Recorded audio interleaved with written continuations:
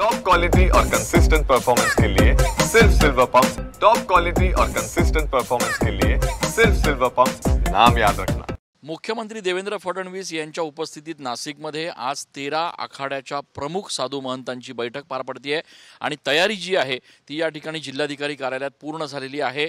आज दुपारी 12 वाजता मुख्यमंत्री देवेंद्र फडणवीस यांच्या उपस्थितीत ही बैठक पार पडते आहे आणि या बैठकीच्या पार्श्वभूमीवर संपूर्ण जिल्हाधिकारी कार्यालयात पोलिसांची तपासणी जी आहे ती या ठिकाणी सुरू आहे। डॉग स्क्वॉडच्या माध्यमातून या संपूर्ण परिसराची तपासणी केली जाते। एकूणच या संपूर्ण बैठकीसाठी देशभरातून प्रमुख 13 आखाड्यांचे साधू संत आणि महंत जे आहेत ते या ठिकाणी नाशिकमध्ये दाखल झालेले आहेत। काही साधू महंत हे मुख्यमंत्र्यांच्या सोबतच या ठिकाणी जिल्हाधिकारी कार्यालयात दाखल होणार आहेत आणि आजच्या या बैठकीकडे संपूर्ण देशाचं लक्ष लागलेलं आहे, कारण याच बैठकीमध्ये मुख्यमंत्री देवेंद्र फडणवीस हे सिंहस्थ कुंभमेळ्याच्या अमृत स्नानाच्या तारखा देखील जाहीर करणार आहेत।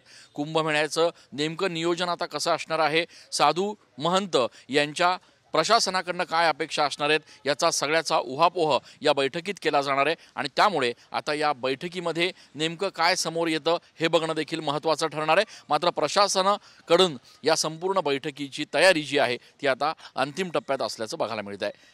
कॅमेरा पर्सन हर्षलसह मी चंदन पूजा अधिकारी, TV9 मराठी।